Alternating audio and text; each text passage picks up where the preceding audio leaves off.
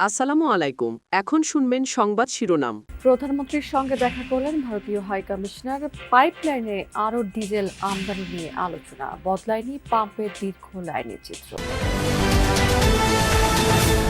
খেলাপি ঋণ বেড়ে দাঁড়িয়েছে প্রায় ৫.৫ লাখ কোটি টাকায়। সংসদে জানিয়েছেন অর্থমন্ত্রী, সুদহার কমানো এবং ডলারের দামে স্থিতিশীলতা চান ব্যবসায়ীরা। প্রতিদিনই গড় বড় হচ্ছে হামে মৃত্যুর মিছিল। নানা প্রান্ত থেকে ঢাকায় ছুটে আসছে আক্রান্তরা। উপসর্গ দেখা দিলে হাসপাতালে নেওয়ার পরামর্শ। গণভোটের রায় অস্বীকার, নতুন ফ্যাসিবাদের যাত্রা, মন্তব্য জামায়াত আমিরের। সংরক্ষিত আরও ১৩ আসন পাচ্ছে দলটি, বিএনপির কোটা ৩৬ জানিয়েছে ইসি। এতক্ষণ শুনছিলেন সংবাদ শিরোনাম, এবার বিস্তারিত। ভারতের কাছ থেকে পাইপলাইনে আরও ডিজেল আমদানি করতে চায় বাংলাদেশ। সকালে সচিবালয়ে প্রধানমন্ত্রী তারেক রহমানের সঙ্গে দেশটির হাই কমিশনার প্রণয় কুমার ভার্মার সৌজন্য সাক্ষাতে এই বিষয়ে আলোচনা করা হয়েছে। মঙ্গলবার শুভেচ্ছা সফরে দিল্লি সফরে যাচ্ছেন পররাষ্ট্রমন্ত্রী খলিলুর রহমান এবং উপদেষ্টা হুমায়ুন কবির। বিশ্লেষকদের ধারণা যে এই সফরে জ্বালানি সংকট মোকাবেলা ছাড়াও অন্যান্য ইস্যুতে কথা বলবে ঢাকা এবং দিল্লি। খালেদা জিয়ার জানাজার আনুষ্ঠানিকতায় ভারতের পররাষ্ট্রমন্ত্রীর আগমনী বার্তা দিচ্ছিল গলছে বরফ। নির্বাচিত হওয়ার পর সরকারের ১.৫ মাসে প্রতিবেশী দুদেশের অর্থনৈতিক সম্পর্কের মঙ্গাগাঙে ধীরে ধীরে বইছে স্রোতধারা। সকালে প্রধানমন্ত্রীর সঙ্গে সৌজন্য দেখা করেন ভারতীয় হাই কমিশনার। স্পষ্ট করেন বাংলাদেশ নিয়ে দেশটির মনোভাব।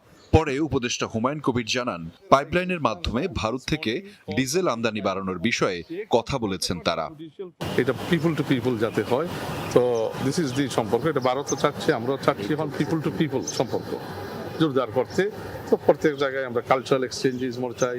উই ওয়ান্ট এক্সচেঞ্জেস মানে between political parties, exchanges between government officials. তো আমরা এটা যত ওপেন এবং ক্লিয়ারলি আমাদের মধ্যে এঙ্গেজমেন্ট অ্যান্ড ডায়লগ থাকবে, তো on some of the challenging issues we may be able to resolve. বৈঠকে পারস্পরিক আস্থা ও ইতিবাচক মানসিকতার উপর জোর দিয়েছেন প্রধানমন্ত্রী। সংক্ষিপ্ত কথা হয়েছে সাবেক প্রধানমন্ত্রী শেখ হাসিনাকে ফেরানোর বিষয়ে। হাসিনার ব্যাপার তো জুডিশিয়াল প্রসেসে আছে, তার তো একটাই ফাঁসি হয়ে গেছে। তো ফাঁসি হইলে মানে এটা তো আইনি প্রক্রিয়ায় তো থাকবেই। শেখ হাসিনা এবং মানে আরো তো শেখ হাসিনার সাথে আওয়ামী লীগ ক্রিমিনালরা আছে ওখানে, ওটা আমরা। সংসদের শীর্ষ ২০ ঋণ খেলাপির তালিকা প্রকাশ করেছেন অর্থমন্ত্রী আমির খসরু মাহমুদ চৌধুরী। এর মধ্যে টপ 10-এ রয়েছে এস আলম, সোনালী traders, Beximco global trading, Chemon ইস্পাত এবং ইনফিনিটি সিআর স্ট্রিপস। সব মিলিয়ে দেশে এই মুহূর্তে খেলাপি ঋণের পরিমাণ প্রায় ৫.৫ লাখ কোটি টাকা। হাসান আব্দুল্লাহ লিখিত প্রশ্নের জবাবে অর্থমন্ত্রী এসব তথ্য জানিয়েছেন। ব্যাংক থেকে ঋণ নিয়ে দীর্ঘ সময় ইচ্ছাকৃত টাকা ফেরত না দিলেই কোনো ব্যক্তি বা প্রতিষ্ঠান খেলাপি হিসেবে চিহ্নিত হন। তবে দেশের আর্থিক খাত এই ক্যান্সারে আক্রান্ত দীর্ঘদিন ধরে, যার পরিধি বাড়ে পতিত আওয়ামী লীগ সরকারের আমলে। অভিযোগ আছে কেন্দ্রীয় ব্যাংকের দুর্বল তদারকি ও রাজনৈতিক বিবেচনায় ঋণ লেনদেনের ফলে বেহাল দশা হয় ব্যাংকিং খাতের। ঋণের টাকার বড় অংশ পাচার হয় বিদেশে। ইসলাম খান। সোমবার এই ইস্যুতে সরগরম হয় সংসদ অধিবেশন। এই মুহূর্তে দেশে খেলাপি ঋণের পরিমাণ কত এবং তা আদায়ে সরকার কি ব্যবস্থা নিয়েছে সেই বিষয়ে অর্থমন্ত্রীকে লিখিত প্রশ্ন করেন এনসিপি নেতা ও এমপি হাসনাত আব্দুল্লাহ। জবাবে শীর্ষ ২০ ঋণ খেলাপির তালিকা প্রকাশ করেন অর্থমন্ত্রী। সেখানে সর্বোচ্চ ৫টি কোম্পানির নাম এসেছে এস আলম গ্রুপের, ২টি প্রতিষ্ঠান বেক্সিমকোর আওতাধীন। আরও আছে Sonali traders, global trading, Chemon Ispat, infinite CR strips, Keya cosmetics, Deshbandhu sugar mills, power pack Mutiara Keraniganj ও Jamalpur, Citycell, Karnaphuli foods, Murad enterprise, CLC power ও রংধনু বিল্ডার্স। ধন্যবাদ। লক্ষ্মীপুর ১ আসন। একই প্রশ্ন তালিকায় হাসনাত আব্দুল্লাহ জানতে চান বর্তমান সংসদ সদস্যদের ঋণ ও সেসব খেলাপি কিনা সে প্রসঙ্গে। লিখিত জবাবে অর্থমন্ত্রী জানান, বর্তমান সংসদের এমপি ও তাদের স্বার্থ সংশ্লিষ্ট প্রতিষ্ঠানের খেলাপি ঋণ ১১,১১৭ কোটি টাকা। আদালতের নির্দেশনার পর যার প্রায় ৩৩০০ কোটি টাকা খেলাপি হিসেবে দেখানো হয়নি। অর্থমন্ত্রী সংসদে জানান, টাকা আদায়ে অর্থঋণ আদালতে বিচারক হিসেবে ব্যাংকার নিয়োগের প্রক্রিয়া চলছে। বেঁধে দেয়া হতে পারে ব্যক্তির ঋণ নেয়ার সর্বোচ্চ সীমাও। তৌহিদ হোসেন, যমুনা নিউজ, ঢাকা। এদিকে শীর্ষ ঋণ খেলাপিদের বিরুদ্ধে কঠোর ব্যবস্থা গ্রহণের দাবি জানিয়েছেন বিরোধী দলীয় সংসদ সদস্য আক্তার হোসেন।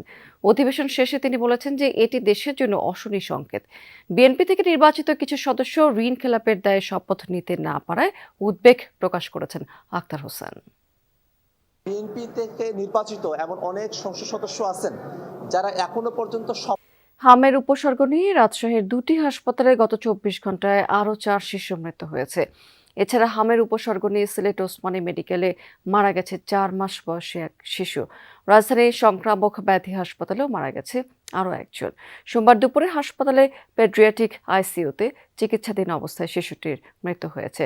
চিকিৎসকরা জানিয়েছেন যে হামের উপসর্গের পাশাপাশি শিশুটির নিউমোনিয়াও ছিল।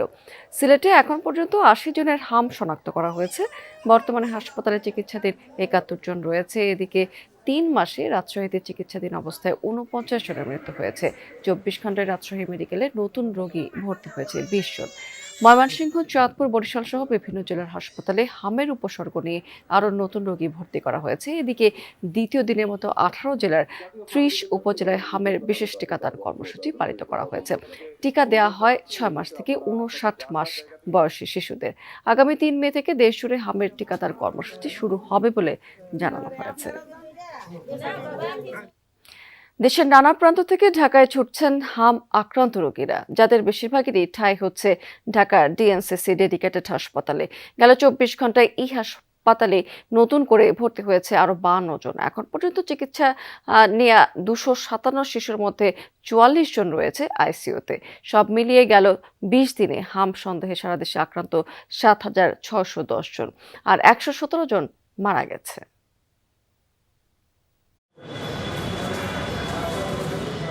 তারা আপন 2 বোন, একজনের বয়স 17। গণভোটের রায় অস্বীকারের মধ্য দিয়ে দেশের নতুন ফ্যাসিবাদের যাত্রা শুরু হয়েছে, এমন অভিযোগ করেছেন জামায়াত আমির এবং বিরোধী দলীয় নেতা ডক্টর শফিকুর রহমান। তিনি বলেছেন, অতীতের মতো প্রয়োজনে আবারও মূল্য দেব, তবুও ফ্যাসিবাদকে আর ফিরতে দেওয়া হবে না। জাতীয় প্রেস ক্লাবে জাগপার 46তম প্রতিষ্ঠাবার্ষিকীর অনুষ্ঠানে এসব কথা বলেছেন ডক্টর শফিকুর রহমান। জাতীয় গণতান্ত্রিক পার্টি জাগপার 46তম প্রতিষ্ঠাবার্ষিকী উপলক্ষে জাতীয় প্রেস ক্লাবে আলোচনা সভার আয়োজন করে দলটি। অংশ নেন জামায়াত আমির ও বিরোধী দলীয় নেতা ডাক্তার শফিকুর রহমান সহ বিভিন্ন রাজনৈতিক দলের নেতা আর বিশিষ্টজনেরা। জুলাইয়ের যারা গণ অভ্যুত্থানের ভাই বোনেরা। আলোচনায় বক্তারা অভিযোগ করেন, আইনের দোহাই দিয়ে জুলাইকে অস্বীকারের পায়তারা করছে সরকার। 50% ভোটের মালিক হয়ে 70% গণভোটের রায়কে আপনি অস্বীকার করেন কোন দুঃসাহসে, কোন বেঈমানি করে, কোন মুনাফিকি করে? বাংলার মানুষ মেনে নেবে না। প্রধান অতিথির বক্তব্যে জামায়াত আমির বলেন, গণভোটের রায় অস্বীকারের মধ্য দিয়ে দেশে নতুন ফ্যাসিবাদের যাত্রা শুরু হয়েছে। তবে